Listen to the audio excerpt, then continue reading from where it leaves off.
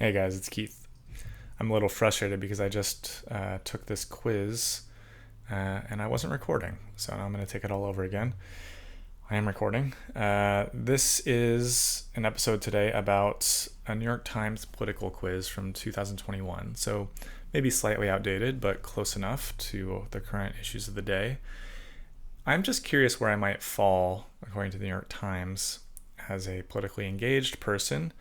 I'm also just curious to see what the New York Times thinks are the top 20 issues of today, or rather, the top 20 questions that reflect the issues of today. So let's dive into this. I actually went through the first 10 of these questions in my vlog yesterday. If you want an in depth analysis of those first 10 questions, please listen and watch to that one because I'm going to go through these first 10 a little quicker in order to focus on the back 10 here for brevity's sake. So let's get into this for my third time now. If America had 6 parties, which would you belong to? Question 1. Cannabis should be legal. I strongly agree. I think all drugs should be legal.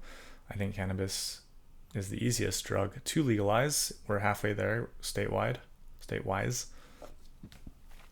2. Should same-sex marriage be legal? Yes, and it is. I'm not going to expound on that. How easy or difficult should it be to immigrate to the U.S.? I don't like this question because it does not separate the two kinds of immigration that this country deals with. The, quote, legal kind from all over the world, looking for the best and brightest, and the, quote, illegal kind from south of the border, which leads to a massive influx of Hispanics and Latin Americans. I think that the latter, southern border wall situation, is a bigger deal these days, and I think that's kind of what they're referring to. So I am going to say slightly harder. I think it's actually hurtful. I think it's by and large a net negative that it's so easy to enter the porous U.S. border with Mexico. So I'm going to say slightly harder, and that's not from a xenophobic point of view. That's from the point of view of caring about the working class, to not degrade the value of labor with an influx of excess labor, and to value the social welfare system insofar as we have one in the USA. That needs to be maintained with clear borders, because the more people you have that don't pay into a system, the weaker that system is to provide for everybody. How do you feel about reducing government regulation of business? I don't like that they're not differentiating between corporations like Amazon and Walmart from the mom and pop hardware store or laundromat down your street. Those kind of businesses are so different, and they should have different kinds of regulations. For instance, paying warehouse workers an Amazon living wage is a fair ask, but asking the local Quickie Mart to pay the health insurance and give paternity leave to a minimum wage worker is a little ridiculous. So in general, I do favor government regulations. I think it's an important tool to steer our capitalist system. I think a mixed economy is the way to go, inevitably. This is a double negative question, which is annoying. How do you feel about reducing government regulation? I don't feel good about reducing regulation, so I guess I'm more toward disagree. But I feel okay with reducing some amount. I think there is too much red tape, especially in the state of California where I live. There is way too much red tape.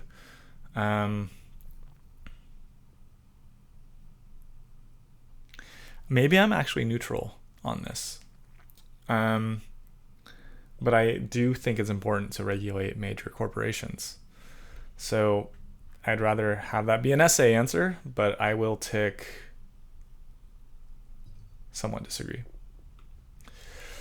Local governments should decrease the size of police forces and the scope of their work. I'm inferring from this phrasing that they're talking about the whole movements during the COVID years of defunding the police and abolishing the police. I don't support those movements. I think they're very misguided and ridiculous sounding, especially when you consider the desires of people most affected by police work, which are inner city minority communities that need safety guaranteed to them. They need more good policing, not less. We also need to hire better police, which takes money. We need to have a competitive wage. Teachers and police, they're not paid enough compared to a lot of other fields. And you don't help the situation by cutting payroll. The size of police forces, scope of their work. Look, I want social workers to help aid police in certain kind of calls for schizophrenics in the streets. But you need police. You can't just send a middle-aged woman to negotiate and talk down, an unhinged, drug-addled person. It's not safe. But yes, the police are expected to do too much. So I somewhat disagree. I don't think we should be reducing the size of police. I think that their work might even need to be expanded, to be honest. It certainly should be unshackled from the limitations that the West Coast puts on police, legalizing a lot of crime, for instance. So I somewhat disagree. I'm tempted to go neutral here again because this could be interpreted in different ways. But the way I'm interpreting it, I'm going to somewhat disagree. It's the responsibility of the federal government to see to it that everyone has healthcare coverage. For the USA, a very wealthy, industrialized nation, I strongly agree. When it comes to really important questions, scientific facts don't help very much. What does that even mean? What are really important questions? I value the scientific method extremely. I do not trust the science. This is a rallying cry of the left that sounds more like a religion to me. Science is not a monolith. Just because Fauci tells me something doesn't mean that he's right. I don't think that he's even using scientific facts, quite frankly. Important questions. Meaning of life. Does science have much to say there? I would actually say yes. I think that keeping bounds on reality within the scientific understanding of reality is very, very important. Recognizing, for instance, that there's no scientifically provable afterlife. That informs how I live my life here. So scientific fact that there is no way to guarantee an afterlife puts value on my life here and now. And that's important when I think about important questions like the meaning of life. If we're talking about important questions like how to safeguard a whole society from a pandemic, again, I think scientific facts matter very much. And sometimes those scientific facts will say that you need to mask and get vaccinated. Sometimes people will tell you those things without even having the data to support it. So I do strongly agree. And I'm okay, I guess, with that lumping me possibly with trust the science type people, because I certainly am not trying to ignore science. The minimum wage should be raised. I'm actually going to somewhat disagree because I'm assuming they mean federal minimum wage, and states like Mississippi and Alabama and the Deep South, where you have, much, much lower costs of living than somewhere like New York and Boston or Seattle and Portland or SF and LA. This is too broad of a brush. I'm not going to go and march in Washington for a $15 or $20 minimum wage for someone that works at the Waffle House when they're 16 years old in Louisiana. I think that's insane. This can be done by state. I think that's a better measuring stick, but this doesn't even need to be statewide. If you're going to make a federal issue of this, target major corporations, target the businesses that have the most money, that have the most profits to share with employees. I think the minimum wage is like a real misnomer of a endemic problem of wealth disparities, and I don't think it tackles wealth disparities well enough. So I somewhat disagree with this. I would rather be a citizen of the USA than any other country. I can honestly say yes to this because I've lived abroad for many years and I had the chance to possibly trade in my US passport for a German passport, and I declined that possibility. The German passport is stronger. You can go to more places with it, and the German system is more robust in many ways. It is, but it doesn't have the same constitutional protections for free speech. It doesn't have the same size in terms of geographic diversity. It doesn't have the same personal meaning and family connections. So I have put my money where my mouth is, so to speak, in challenging the supremacy of the US culturally. And I am back to say that I still do think the US has the best deal for its citizens. It's not it's close. Like there, you can make a case for a lot of places, so it's personal.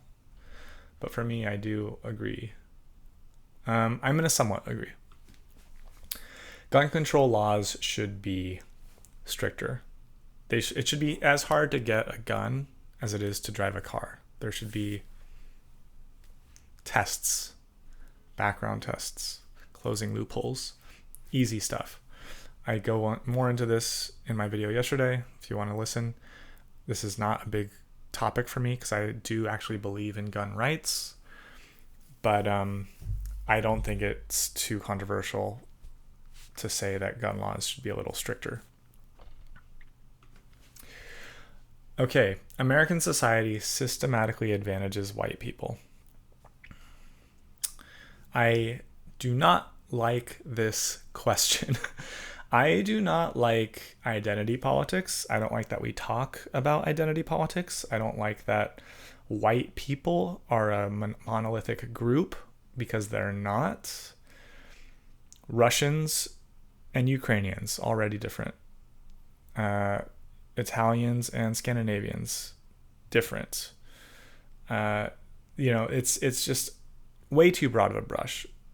American society was founded by Europeans, and it was very obvious historically that American society did systematically advantage European ancestry. Indisputable. Nowadays, not so much, I would say. I think it still does. I think by and large, because white people are the majority race in the USA, it's going to be hard to say that there's no advantage to that, to being part of the majority. But I think that this topic is vastly overblown. I do not think this is worth caring about, to be honest with you. And I do care that it's too big of an issue. I would rather it not be. I somewhat agree that today it's still advantageous to be white, but it's not because of racial superiority. It's because of history and the majority population. I don't even know if I don't like the word systematically, because I think systematically we've made huge advances, that are not appreciated. But I do somewhat want to be neutral. Actually, I'm going to be neutral. I think abortion should be legal in all cases. I am sympathetic to pro-life people. I'm more pro-life now than I've ever been. I don't think having an abortion is something to take pride in. I don't relish the opportunity to end the possibility of a life. But I also don't think fetuses are living people. I don't think they have rights. I don't think they're human beings. I think they're more a collection of cells than a human being. Obviously, depending on the advancement of the pregnancy, that is a tricky topic. And that is where laws should surround, and they do, in regard to which trimester, for instance, an abortion should be permitted. I think abortion should be safe, legal, and rare. I've always thought that, and I still think that. Even though I have more sympathy for the other side, I am not convinced in a spiritual, religious way that all fetuses must come to term. An important reason some people are poor is because the economy is unfair. I mean, is this even... what's controversial about that statement? I think it's kind of evident, isn't it? The economy is unfair. Life is unfair. It will always be unfair, no matter what we do to regulate the economy. And it is a very informative, important reason that some people are poor. I mean, frankly, it explains me. I am a starving artist, archetypally. And it's because the economy is unfair. It's because the economy doesn't prioritize artists as much as it prioritizes engineers. That's unfair, but it is what it is, you know? But it is an important reason. It's not laziness. It's that the economy values certain professions and work over others. It is what it is. It's not fair, but it is the case. I can make decisions about my life knowing that. I could have gone into engineering knowing that the economy values that more. I didn't do that. So, you know, there are consequences to personal decisions, but it must be understood that an important reason some people are poor is because the economy is unfair. I strongly agree with it. I don't even think this is a controversial statement. I think this is an obvious fact. I don't know what is political about that. I don't know what political realizations we should make based on that, but it is the case. Racial minorities have mostly fair opportunities to advance in the US today. Another race question. Surprise, surprise.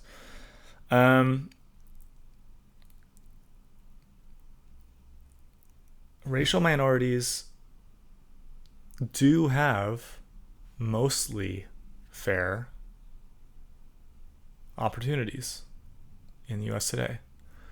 I think that is also pretty obvious if you think about Barack Obama, or if you think about minority-run businesses, startups to CEOs. Like, it's pretty clear that there is opportunity for everyone, and that your racial status does not bar you from excellence in this country.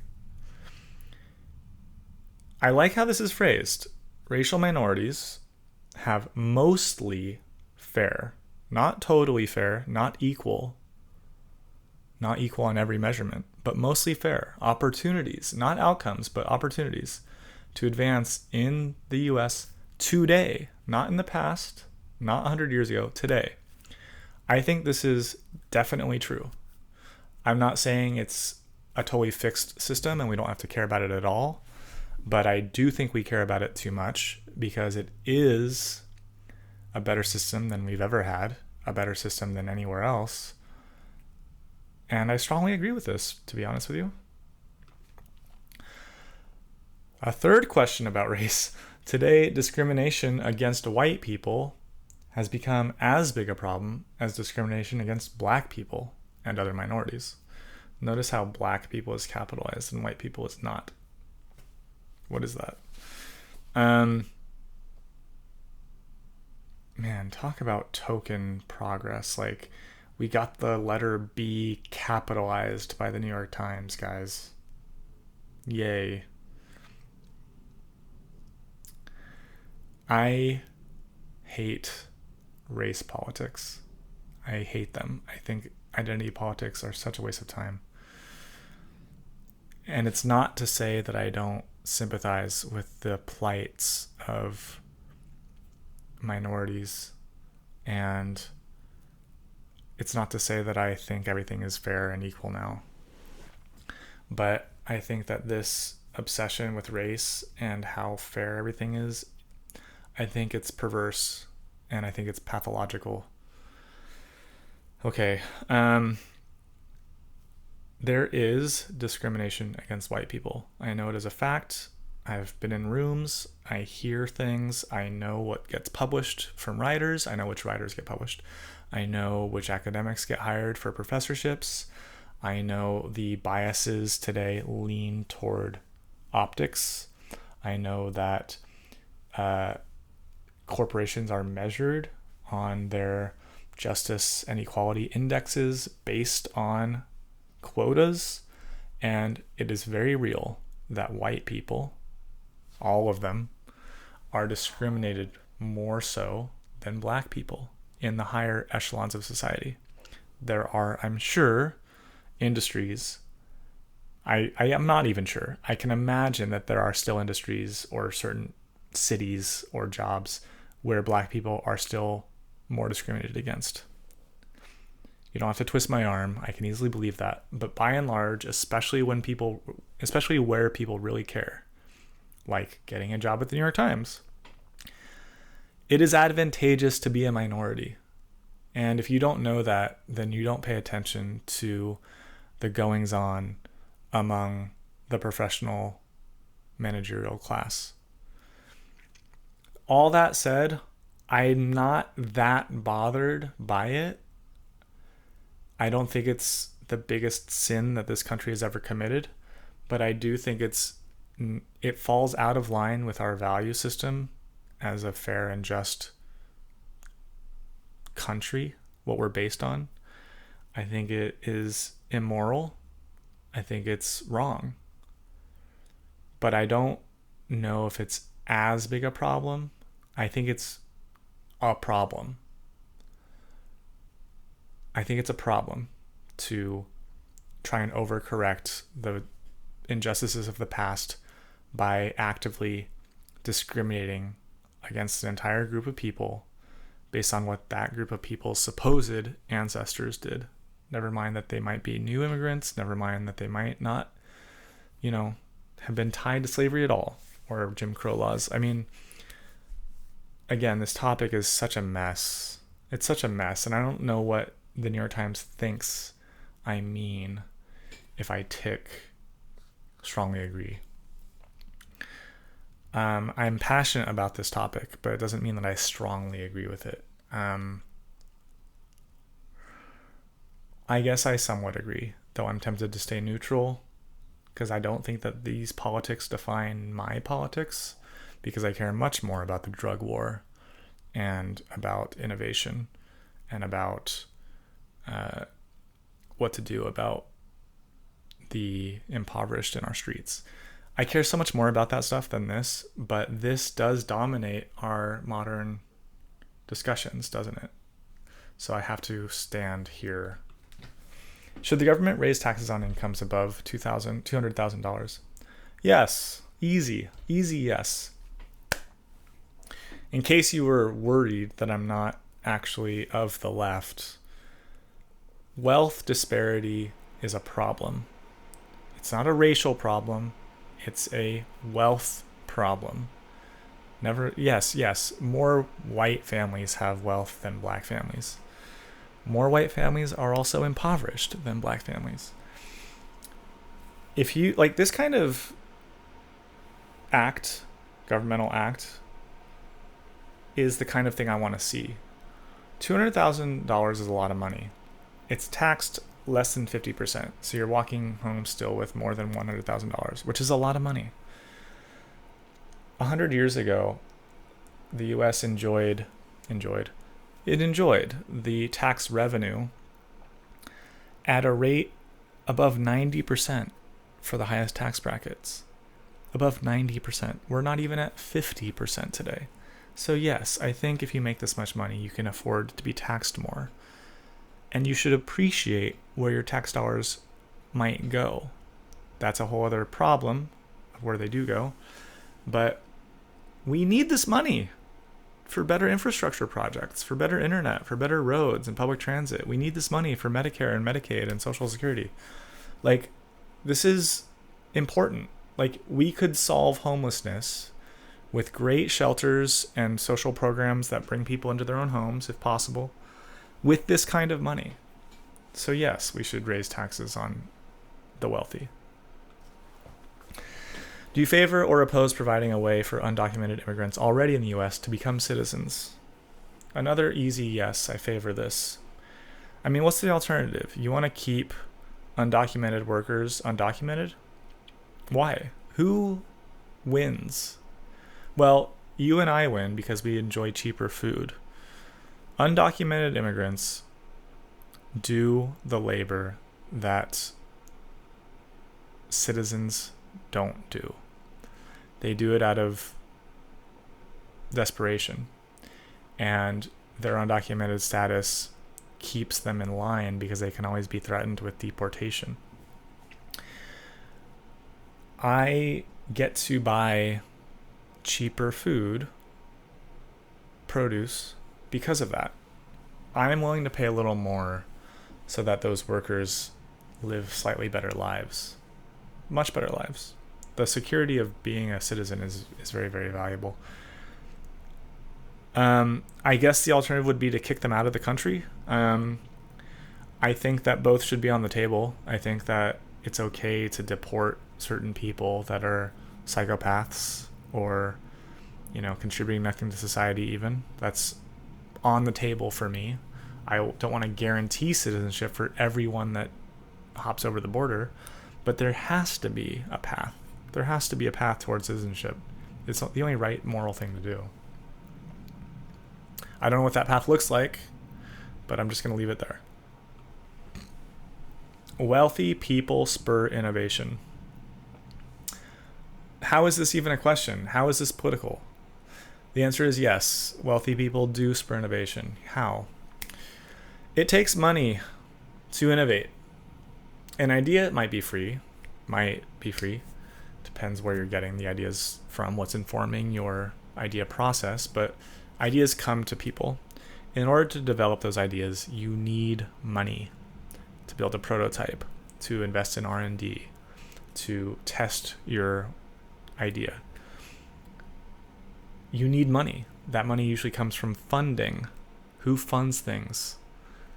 Usually wealthy people. It's usually not tax dollars. It's usually wealthy people that fund things. Who buys the things that are developed?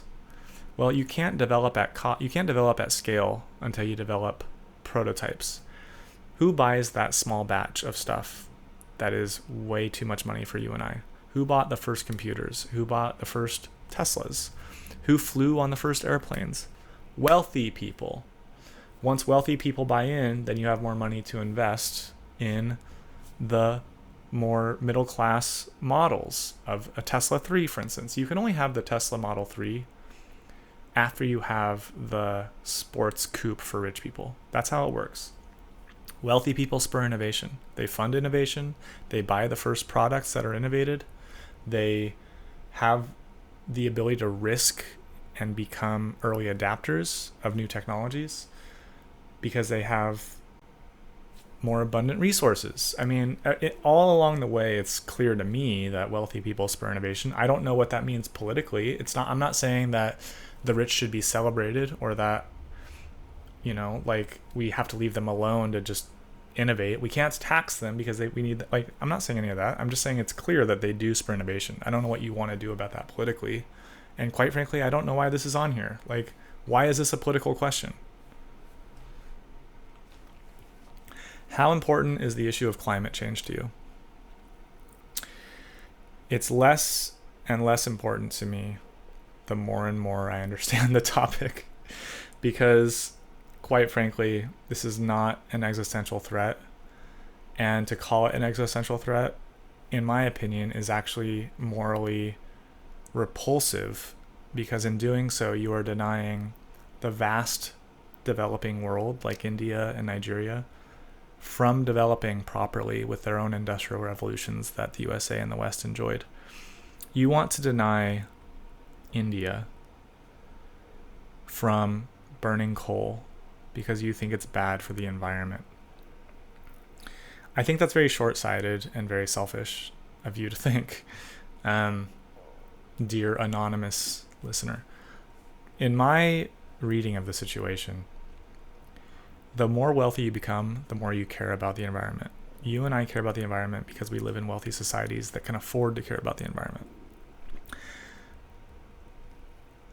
If you make poor people rich, they will also care about the environment. But if they're poor, they're going to do whatever they can. They're going to burn dung, which is terrible, in order to cook. If they have access to wood, they'll burn that, which is also terrible. But it's a little better. Better still is coal, as dirty as that is. But once you can afford to access and burn natural gas, that is cleaner than coal. It is better. You can only get to natural gas once you've industrialized a certain amount. So we can't allow this fear of climate change to influence our political motivations. And I think it's weirdly cultish to fetishize the environment to this extent. I guess I'm a classic environmentalist insofar as I like clean air, clean water, clean natural landscapes. I want to protect and preserve parks and open spaces. I want to steward the the enjoyment and the protection of those things. I'm not an environmental justice activist. Environmental justice is the more modern way of being an environmentalist, which is more about, I think it's probably more like thinking of people as a plague on the earth and that we are naturally destructive. Yes, we have to naturally destroy certain mountains in order to access iron ore and precious metals. The precious metals that you use in your pocket on a daily basis, that turn on your lights. We need those things. I don't think you're willing to sacrifice your lifestyle in order to save Earth. I think that's silly to fetishize Mother Earth to that extent. No people have done that. Natives did not do that. They did not fetishize Mother Earth. They lived off the land and used the land the same way we are, but we are doing it to a greater extent with more technology available. Climate change is a thing, for sure. I'm not denying any sort of change. It's obvious that climate's changing. Humans might even be responsible. I'm not totally convinced of that, but I'm willing to accept that humans are responsible for the amount of CO2 emissions in the air that warm the atmosphere. That warmer atmosphere greens the planet. More fruits and vegetables to harvest, more rainforest density, more oxygen to breathe, more lushness. It is not creating a drier desert world. It's creating a lusher world to warm the environment. Is climate change bad? Natural disasters are bad. I don't like seeing floods and fires any more than you. But we can innovate and protect ourselves from floods. Look at Amsterdam. All of the Netherlands should be underwater. It's not, because we have the power to control our environment. We have that power because of industrialization, innovation, wealth to build that stuff. I would rather do that than stop doing everything and just let the ocean levels, whatever, naturally rest at whatever they should. Like, what does that even mean? Like, the world obviously does change over time.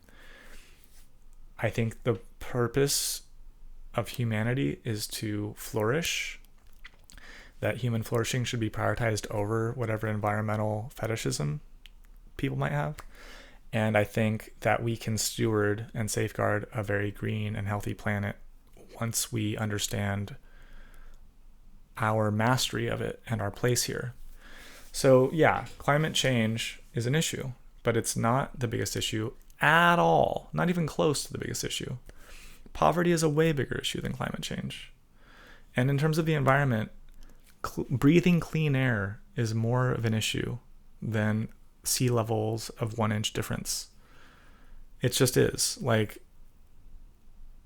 I think that this is a false bill of goods being sold to do-gooders to think that you're on the right side of history just because you love your mother Earth. Earth will be fine. It's us that we have to worry about. And we can handle a little more destruction and devastation to the atmosphere so that more people are wealthy and can then think the way that Western people think, that the world is worth making nice and protecting the air we breathe and the water we drink.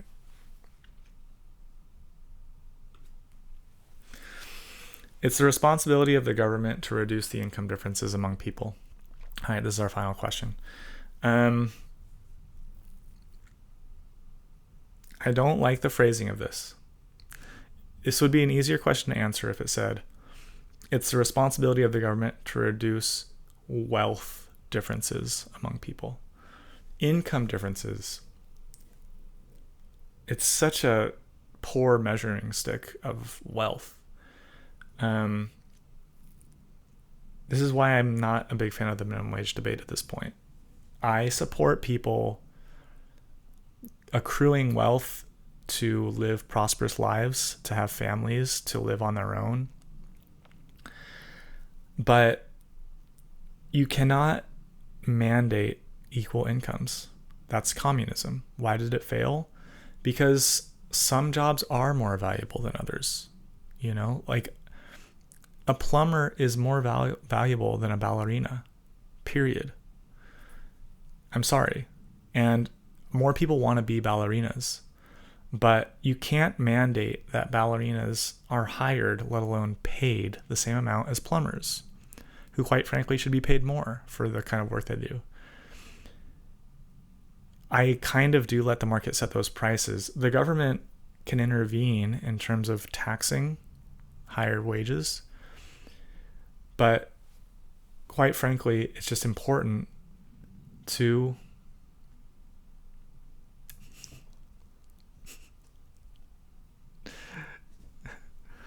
sorry, I was almost interrupted. I'll wrap this up. It's important to allow certain inequalities. It's just the way of the world, unfortunately. And I say that as somebody that will never be paid as much because I'm not an athlete.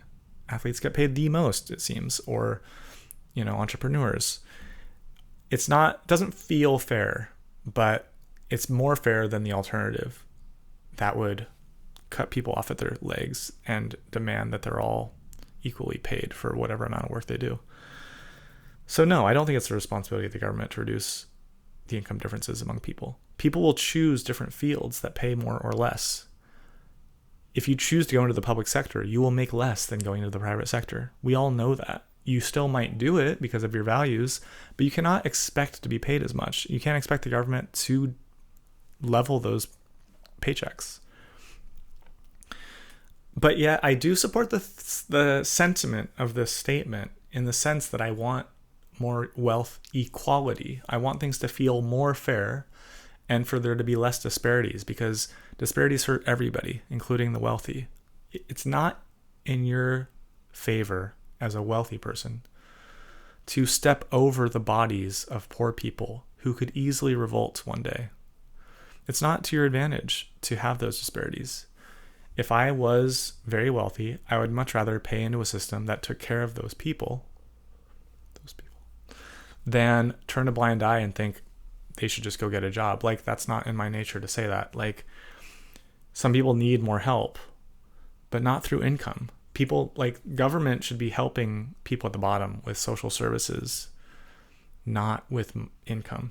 Yes, money too, but like, I just don't know how the government can possibly control incomes like that to that degree. That just looks like communism to me, and we know that fails every single time.